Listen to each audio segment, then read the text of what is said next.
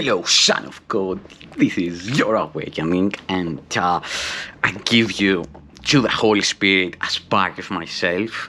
I know that you will be released unless I want to use you to imprison myself. So, in the name of my freedom, I choose your release because I recognize that we will be released together. And today's teaching is the illusion and the reality of love. Be not afraid to look upon the special hate relationship, for freedom lies in looking at it. It would be impossible not to know the meaning of love except for this, for the special relationship in which the meaning of love is hidden is undertaken solely to offset the hate, but not to let it go, Love is hidden. Love is hidden there. Your salvation will rise clearly before your eyes as you look on this. You cannot limit hate. The special love relationship will not offset it, but will merely drive it underground and out of sight. It is essential to bring it into sight and to make no attempt to hide it. For it is the attempt to balance hate with love that makes love meaningless to you. It is this attempt. It is the attempt to balance hate with love that makes love meaningless to you. The extent of the split that lies in this you do not realize. Not yet.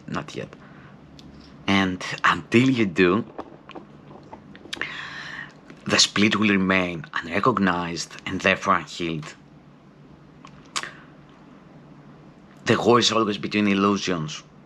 Truth is above those illusions, above the battleground. All powers of God, one power is everything, the other is they got nothing. It can only deceive the mind of Son of God, which is you, and make illusions, make an invisible veil out there. So the symbols of hate against the symbols of love play out. The symbols of hate against the symbols of love play out a conflict that does not exist. It does not exist. For symbols stand for something else, and the symbol of love is without meaning if love is everything. You will go through this last undoing quite unharmed, and will at last emerge as yourself. This is the last step in the readiness for God. Be not unwilling now. You are too near, and you will cross the bridge in perfect safety, translated quietly from war to peace. For the illusion of love will never satisfy, but its reality, which awaits you on the other side, will give you everything. But its reality, which awaits you on the other side, will give you everything. The special love relationship is an attempt to limit the destructive effects of hate by finding heaven within in the storm of guilt. The special love relationship is an attempt to limit the destructive effects of hate by finding heaven in the storm of guilt. It makes no attempt to rise above the storm. It makes no attempt to rise above the storm into the sunlight. On the contrary, it emphasizes the guilt outside the heaven by attempting to build barricades against it and keep it within them. The special love relationship is not perceived as a value in itself, but as a place of safety from which hatred is split off and kept apart. And of course, the special love partner is acceptable only as long as he serves this purpose. Hatred can enter and indeed is welcome in some aspects of the relationship, but it is still held together by the illusion of love. If the illusion goes, the relationship is broken or becomes unsatisfying on the grounds of disillusionment. Love is not an illusion, it is a fact. Where disillusionment is possible, there was not love but hate. For hate is an illusion, and what can change was never love. It is true that those who select certain ones as partners in any aspect of living and use them for any purpose which they could not share with others are trying to live with guilt rather than die with it, rather than die of it. This is the only choice they see. It is sure those who select certain ones as partners in any aspect of living and use them for any purpose which they would not share with others are trying to live with guilt rather than die of it. This is the only choice they see, and love to them is only an escape from death. They seek it desperately, but not in the peace in which it would gladly come quietly to them. And when they find the fear of death is still upon them, the love relationship loses the illusion that it is what it is not. When the barricades against it are broken, fear rushes in and hatred triumphs. Remember, there are no triumphs of love, only hate is at all concerned with the triumph of love, the triumph of love. The illusion of love can triumph over the illusion of hate, but always at the price of making both illusions. As long as the illusion of hatred lasts, so long will love be an illusion to you. And the only choice remaining possible is which illusion do you prefer? There is no conflict in the choice between truth and illusion. Seen in these terms, no one would hesitate, but conflict enters the instant the choice seems to be one between illusions. But this choice, of course, does not matter. You have to transcend this choice. Go within. Where one choice is dangerous, as dangerous as the other, the decision must be one of despair.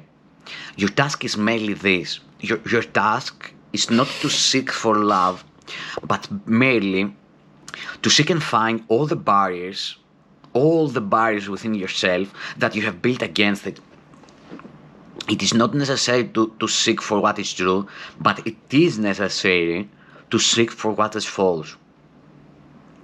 Every illusion is one of fear, whatever form it takes. And the attempt to escape from one illusion into another must fail. If you seek love outside yourself, you can be certain that you perceived hatred within and are afraid of it. Yet peace will never come from the illusion of love, but only from its reality. Recognize this, for it is true, and truth must be recognized if it is to be distinguished from illusion. The special love relationship is an attempt to bring love into fear and make it real in fear. In fundamental violation of love's condition, the special love relationship would accomplish the impossible. How but in an illusion could this be done? It is essential that we look very closely at exactly what it is you think you can do to solve the dilemma which seems very real to you, but which does not exist. You have come too close to truth, and only this stands between you and the bridge that leads you into it. Heaven waits silently, and your creations are holding out their hands to help you cross and welcome them into the real world. For it is they you seek. For it is they you seek. You seek your creations, you seek, but for your own completion, and it is they who render you complete. The special love relationship is but a safe substitute for what makes you whole in truth. You're an illusion. Your relationship with them is without guilt, and this enables you to look on all your brothers with gratitude. Those are your creations, because your creations were created in union with them. Acceptance of your creation is the oneness of creation, without which you could never be complete. Acceptance of your creation is the oneness of creation. Acceptance of your creations is the oneness of creation, without which you could never be complete. No specialness can offer you what God has given and what you are joined with Him in giving. Across the bridge is your completion, for you'll be wholly in God, willing for nothing special but only to be holy like Him, holy like to Him, completing Him by your completion. Fear not to cross to the abode of peace and holiness. That's your home. Only there is the completion of God and of His Son established forever. Seek not for this in the bleak world of illusion, where nothing is certain and where everything fails to satisfy. In the name of God, be wholly willing to abandon all illusions. In any relationship in which you are wholly willing to accept completion, and only this, there is God completed and His Son with Him. Be in the name of God, be wholly willing to abandon all illusions. This is the way. The bridge that leads to union yourself must lead to knowledge. The bridge that leads to union in yourself must lead to knowledge, for it was built with God beside you and will lead you straight to Him, where your completion rests and wholly compatible with His. Every illusion you accept into your mind by judging it to be attainable removes your own sense of completion and thus denies the wholeness of your Father.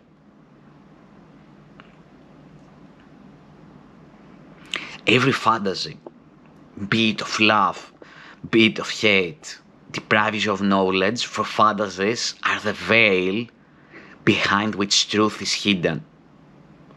To lift the veil that seems so dark and heavy, it is only needful to value truth beyond all fantasy, and to be entirely unwilling to settle for illusion in place of truth.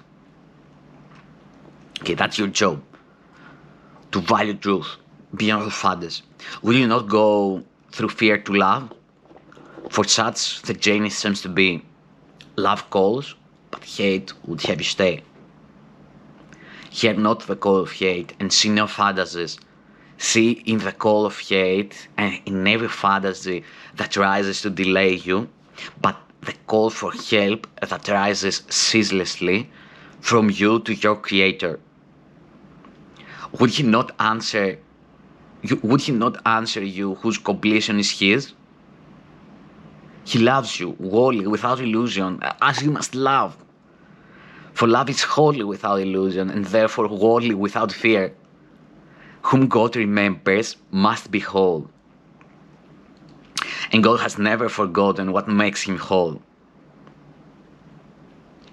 In your completion lies the memory of your wholeness.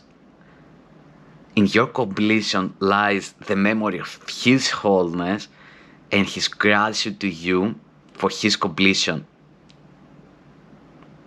In your completion lies the memory of His holiness and His gratitude to you for His completion. In His link with you, which is the Holy Spirit, lie both His inability to forget and your ability to remember. In Him are joined your willingness to love and all the love of God who forgot you not. Your Father can no more forget the truth in you than you can fail to remember it. The Holy Spirit is the bridge to Him, made from your willingness to unite with Him and created by His joy in union with you. The journey that seemed endless is almost complete, for what is endless is very near. We have almost recognized it. Turn with me firmly away from all illusions now, and let nothing stand in the way of truth. We take the last useless journey away from truth together, and then together we go straight to God in joyous answer to His call for His completion. If special relationships of any kind would hinder God's completion, can they have any value to you? What would interfere with God must interfere with you. Don't need that. It's a limitation, sacrifice. You lose. Only in time does interference in God's completion seems to be possible. The bridge that He would carry you across lifts you from time into eternity. Awaken from time and answer fearlessly the call of Him who gave eternity to you in your creation. On this side of the bridge, to timelessness, you understand nothing. But as you step lightly across it, upheld by timelessness, you are directed straight to the heart of God. At its center, and only there, you are safe forever, because you are complete forever. There is no veil the love of God in us together cannot lift. The way to truth is open. Follow it with me, Son of God.